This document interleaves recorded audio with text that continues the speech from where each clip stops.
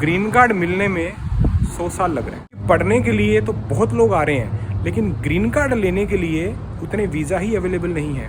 1.2 million आज के time पे लोग बैकलॉग में है। वेटिंग लिस्ट को क्लियर करने में 195 ईयर्स। इसका हल सिर्फ एक ही है, ग्रीन कार्ड मिलने में आपको अगला जन्म लेना पड़ेगा, ये पक्की बात है। वेलकम बैक एवरीबॉडी, सत श्री अकाल, सब बढ़िया थे कमाल। ये क्वेश्चन मेरे को इतनी बार आया है कि सर पीएचडी मास्टर्स डिग्री करने के बाद हमें कितने साल में ग्रीन कार्ड मिल जाता है अमेरिका में। तो भाई अगर इसकी रियलिटी बताऊँ ना, तो हो सकता है कि इस वीडियो के बाद लोग अमेरिका आना ही छोड़ दें। आज फिर करते हैं आज इस टॉपिक पे बात, बहुत ही इम्पोर्टेंट वीडियो है आज की। Foundation for American policy analysis of USCIS data का कहना है कि ओवर 1.2 मिलियन इंडियंस, खाली इंडियंस की बात हो रही है, जो कि हाई स्किल्ड वर्कर्स हैं, जिन्होंने मास्टर्स कर रखी है, PhD कर रखी है और एम्प्लॉयमेंट बेस्ड वीज़ा में बैकलॉग में खड़े हैं।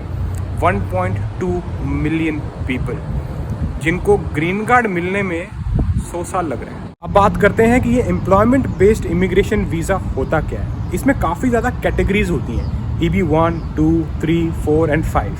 लेकिन आज की जो मैं कैटेगरी की बात करने वाला हूँ वो है EB3, EB2 and EB1। Students America आते हैं F1 स्टूडेंट वीज़ा पर। कुछ बच्चे बैचलर्स करते हैं, कुछ मास्टर्स करते हैं, कुछ PhD करते हैं। डिग्रीज कंप्लीट करने के बाद बच्चे OPT के लिए अप्लाई करते हैं, ऑप्शनल प्रैक्टिकल ट्रेनिंग, और उसके बाद H1B वीज़ा के लिए अप्लाई करते हैं।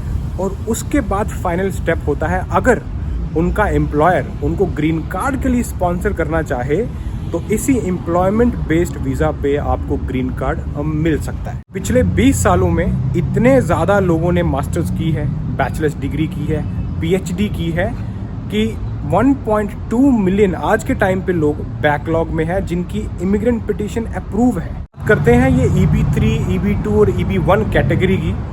एज पर USCIS रिपोर्ट नवंबर 2, 2023, उनका ये कहना है एम्प्लॉयमेंट बेस्ड प्रेफरेंस 3, जिसमें skilled workers with bachelors degree आते हैं, करीब 2,70,000 से ऊपर लोगों की पिटीशन बैकलॉग में है विद डिपेंडेंट। EB2 कैटेगरी, जिसमें आते हैं प्रोफेशनल्स विद एडवांस डिग्री, जिन्होंने मास्टर्स की है, PhD की है, with exceptional ability in science, art and business, करीब 8,30,000 से ऊपर के इंडियंस की बात कर रहा हूँ सिर्फ। EB1 category, people with extra ordinary abilities, outstanding professors, scientist, researchers, 1,40,000 से ऊपर लोग बैकलॉग में खड़े हैं ग्रीन कार्ड के। हम ये सभी न्यूमेरिक फिगर्स को मिलाएं तो टोटल 1.2 मिलियन से भी ज़्यादा लोग वेटिंग लिस्ट में है एम्प्लॉयमेंट बेस्ड इमिग्रेशन वीज़ा के लिए। कांग्रेशनल रिसर्च सर्विस CRS का कहना है कि अगर ये नंबर्स ऐसे ही रहे और यहाँ की गवर्नमेंट ने कांग्रेस में कोई बिल पास नहीं किया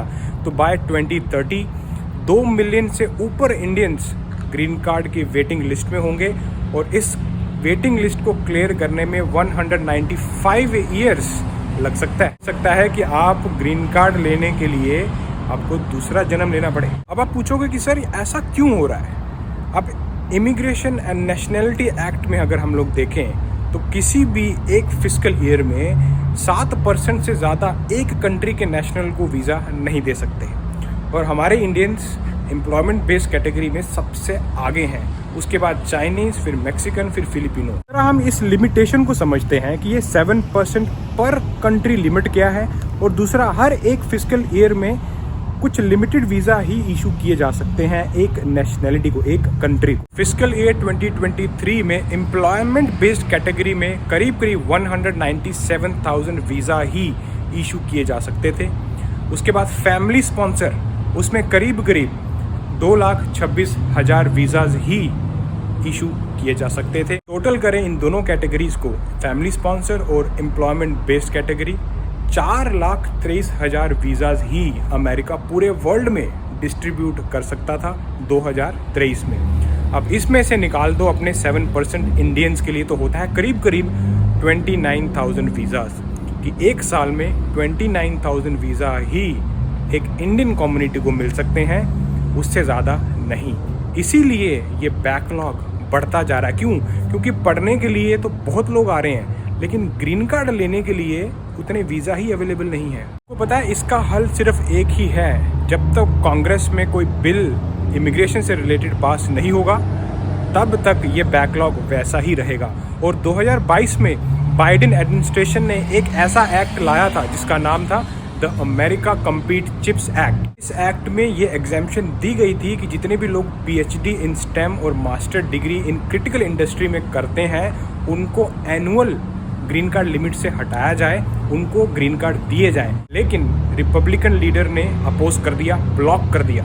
तो जब तक हाउस और सेनेट दोनों में बिल पास नहीं हो जाता तब तक आपकी सुनने वाला कोई नहीं है। जितने भी हाई स्किल्ड इंडियंस हैं इस कंट्री में भी रह रहे हैं वो इस वीडियो को ज़रूर देखें और इसको तवज्जो दो, नहीं तो ग्रीन कार्ड मिलने में आपको अगला जन्म लेना पड़ेगा, ये पक्की बात है। तो इससे एक चीज़ क्लियर हो जाती है कि बाइडेन एडमिनिस्ट्रेशन ने इमिग्रेशन के हक में बिल लाया था लेकिन रिपब्लिकन पार्टी ने बिल्कुल ही ब्लॉक कर दिया, कहीं भी चढ़ने नहीं दिया, उस बिल को लॉ बनने नहीं दिया।